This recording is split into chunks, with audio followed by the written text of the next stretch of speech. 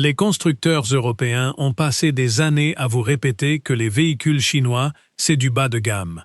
Pas fiable, pas la peine d'y penser. Aujourd'hui, je vais vous présenter 5 pick-up chinois qui débarquent en Europe en 2026 et après avoir vu le numéro 1, vous allez comprendre pourquoi ils ont tout fait pour que vous ne l'appreniez pas. C'est parti. En 5e position, on a une marque que vous croyez connaître, MG. Ouais, ceux qui faisaient ces petits roadsters britanniques. MG appartient maintenant à SAIC, l'un des plus grands constructeurs chinois soutenus par l'État. Ce n'est pas un projet amateur. Les MG Extender 2026, c'est un monstre. Et il serait proposé à partir de moins de 35 000 €. C'est le prix d'un VW Amarok de base. Laissez ça rentrer. Regardez la tête de cet engin. Une calandre massive, des phares LED matriciels agressifs, des jantes 19 pouces. Il est musclé, pas plat et sans caractère, comme la plupart des pick-ups européens. En série sur la version de base, un système de caméra 360 degrés. Essayez de trouver ça sur un Ford Ranger de base. Bonne chance. À l'arrière, une barre lumineuse LED complète et un haillon amorti avec un marchepied intégré. Si vous enleviez les badges, je vous jure que ça ressemble à un concept car sorti d'Audi. Sous le capot, un turbo-diesel 2.0 litres avec une boîte ZF 8 rapports. La même transmission que vous trouvez dans les BMW et les Range Rover. 215 chevaux, 400 Nm de couple, et il tracte 3,5 tonnes sans forcer. À l'intérieur, double écran, cuir matelassé, sièges chauffants et ventilés, éclairage d'ambiance 64 couleurs. Vous pourriez emmener quelqu'un en rendez-vous dans ce pick-up et il croirait monter dans un SUV de luxe, jusqu'à ce qu'il voie le plateau. En version pleinement équipée, entre 38 000 et 42 000 € estimés. Un Ford Ranger ou un Toyota Hilux comparable, c'est facilement 50 000. Les chiffres parlent d'eux-mêmes. Feriez-vous confiance à une MG pour économiser 10 000 €? Donnez votre réponse en commentaire, parce que le numéro 4, c'est un nom que vous connaissez, mais un pick-up que vous n'avez jamais vu. J'entends déjà ce que vous allez dire. Nissan n'est pas chinois. Mais voilà ce qu'on ne vous dit pas. En Chine, Nissan opère via une coentreprise appelée ZNA, Zhengzhou Nissan. Et ils viennent de construire un pick-up qui fait passer le Navara européen pour une pièce de musée. L'équipe européenne de Nissan n'a rien eu à voir là-dedans. C'est un pick-up chinois avec un badge japonais, et il n'en est que meilleur. Et il possède une fonctionnalité qu'aucun pick-up européen ne propose. On y reviendra. D'abord, regardons-le. Des feux de jour en Z, une calandre géométrique, des montants noirs qui donnent l'impression que le toit flotte, des ailes larges et carrées, une garde au sol élevée, prêt pour le tout-terrain dès l'usine. Aucun kit de réhausse nécessaire. Sous le capot, un turbo-diesel de 2,3 litres issu de l'alliance Renault-Nissan. Plus de 250 chevaux, une transmission intégrale avec différentiel verrouillable. C'est à l'intérieur que le Z9 écrase la concurrence. Un écran tactile flottant de 12,8 pouces, du cuir souple, un volant sport à 2 branches et à méplat. La conduite autonome de niveau 2 est de série. Il conduit seul sur l'autoroute, se gare seul et surveille vos yeux pour détecter si vous vous endormez. Dans un utilitaire. Maintenant, la fonctionnalité promise.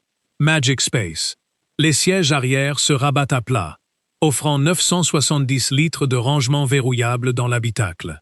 7 configurations de sièges. Des outils que vous ne voulez pas dans la benne? Rabattez les sièges. Vous partez camper? Dormez à l'arrière. Honda faisait déjà ça avec la Jazz il y a 15 ans. Tous les constructeurs de pick-up ont oublié à quel point c'était génial. Le Z9, lui, s'en est souvenu.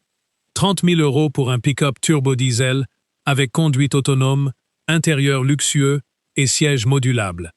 Vous l'achèteriez plutôt qu'un Navara neuf. Dites-moi en commentaire, parce que le numéro 3 ne cherche pas à être votre ami. Citez-moi un seul pick-up européen avec 7 configurations de sièges. J'attends. Il s'appelle le Hunter. En Europe, on a des noms comme Amarok, Ranger ou Hilux. On dirait des marques de chaussures de randonnée. Celui-ci porte le nom d'un prédateur. Avant d'aller plus loin, Jacques construit des pick-up depuis 60 ans. Volkswagen a une coentreprise avec eux. Oui, le même Volkswagen qui fabrique la Maroc.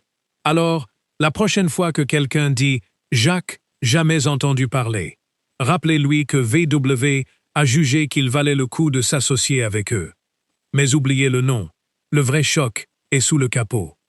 Ces pick-up chinois utilisent une boîte automatique ZF à 8 rapports.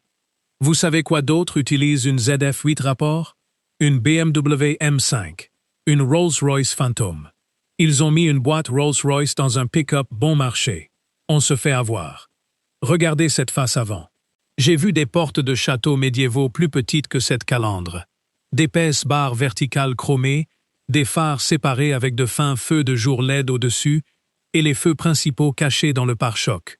Si je voyais ça dans mon rétroviseur la nuit, je me gare. Prenez la route. Moi, je rentre à pied. De profil.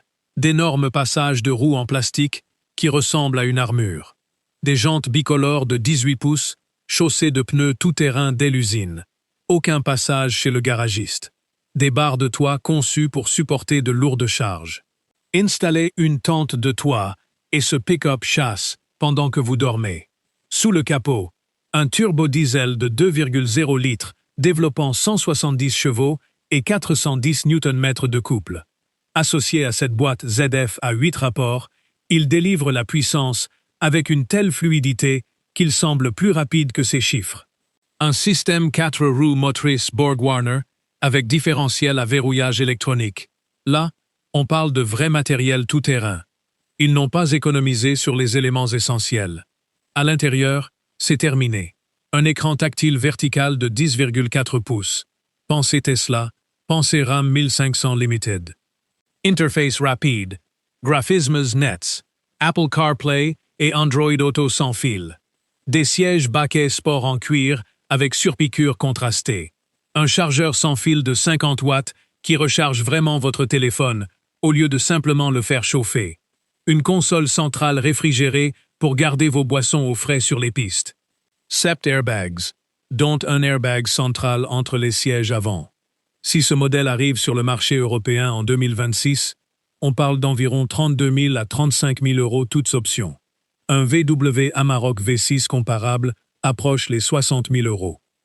Vous conduiriez un pick-up appelé Hunter ou vous avez peur que vos voisins jugent le badge? Moi, je le conduirais juste pour voir leur réaction. Mais attendez, le numéro 2 est électrique et il possède une fonctionnalité que Ford nous avait promise il y a des années, sans jamais la proposer. Une boîte Rolls-Royce dans un pick-up à 32 000 euros. Les constructeurs européens, expliquez-vous. Voici la fonctionnalité qui va faire exploser Internet. Regardez ça. Ça s'appelle le midgate. La paroi entre la benne et l'habitacle disparaît. Rabattez les sièges arrière, baissez la vitre arrière, et vous obtenez soudain un pick-up avec une benne énorme et rallongée, dans un gabarit compact. Land Rover avait promis quelque chose de similaire. Ford en avait parlé. Maxus l'a réellement construit. Et ça fonctionne. Pas de calandre, juste un nez aérodynamique épuré, avec le logo Maxus qui s'illumine. Des phares LED verticaux en forme de C encadrent l'avant comme un casque de Stormtrooper, mais en version premium.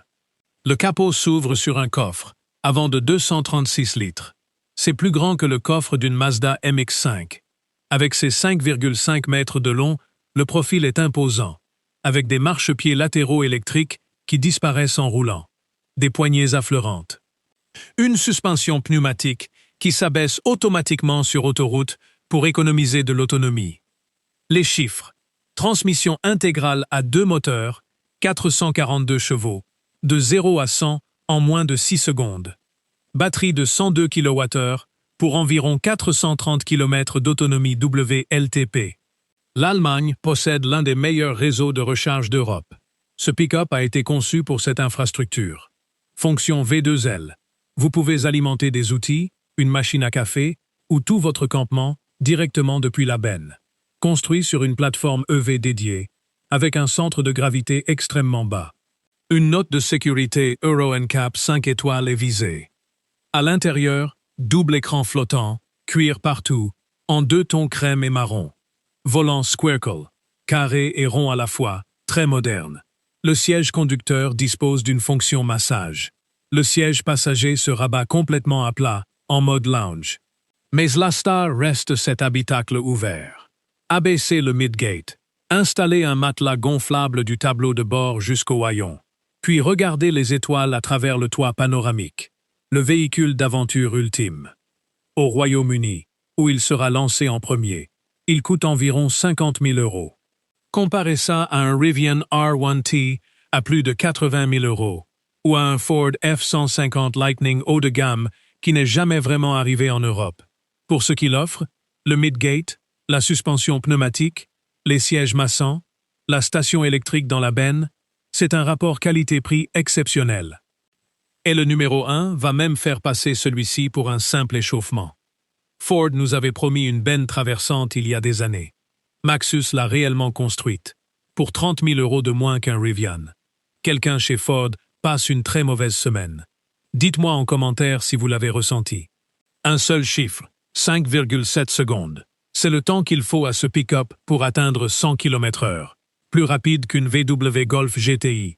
Plus rapide qu'un Porsche Macan classique. C'est un pick-up de taille moyenne, capable de faire la course avec des voitures de sport. Mais il n'est pas seulement rapide. Il offre jusqu'à 800 km d'autonomie. Ford, vous regardez ça? La face avant est dominée par une barre LED sur toute la largeur, qui traverse tout le capot. On dirait quelque chose sorti de Cyberpunk 2077. La plaque de protection est en acier, pas en plastique. L'angle d'attaque est agressif. De profil, les montants noirs créent un effet de toit flottant. Il repose sur des jantes de 18 pouces, avec assez d'espace pour monter des pneus plus gros, sans kit de rehausse. Ils savaient qu'on allait le modifier. Ils l'ont conçu pour nous. À l'arrière, une autre barre LED sur toute la largeur, parfaitement intégrée. Des prises électriques dans la benne. La fonction V2L est intégrée. C'est la motorisation qui va vous faire bugger. Un moteur turbo de 1,5 litres associé à deux moteurs électriques, un sur chaque essieu, pour 430 chevaux et un couple instantané, sans aucun temps de réponse. C'est un hybride rechargeable, donc vous pouvez parcourir environ 100 km en électrique pour vos trajets quotidiens. Le week-end, le moteur thermique prend le relais, et vous avez 840 km d'autonomie totale. Aucune peur de tomber en panne, juste de la puissance. La fonction de sécurité la plus folle. Un système de caméra à 540 degrés, avec mode châssis transparent. En tout terrain, vous voyez exactement où vos pneus sont posés sur les rochers, à travers le capot, directement à l'écran. Comme des codes de triche dans un jeu vidéo. La batterie Blade de BYD est intégrée à la structure du châssis, extrêmement sûre et robuste. À l'intérieur, un écran rotatif de 15,6 pouces. Paysage pour la navigation, portrait pour le reste. Un affichage tête haute projette la vitesse et la navigation sur le pare-brise. Une carte NFC permet de déverrouiller le pick-up avec votre téléphone ou une carte dans votre portefeuille. Siège chauffant et ventilé. Et, attendez, une application karaoké intégrée. Oui, vous pouvez chanter dans votre pick-up de 430 chevaux tout en doublant une Mustang. À ce stade, la Chine se moque vraiment de tout le monde. Sur les marchés où il est déjà lancé, en Australie et au Mexique, il coûte près de 20 000 € de moins qu'un Ford Ranger Raptor. Environ 40 000 à 45 000 € pour la version haut de gamme.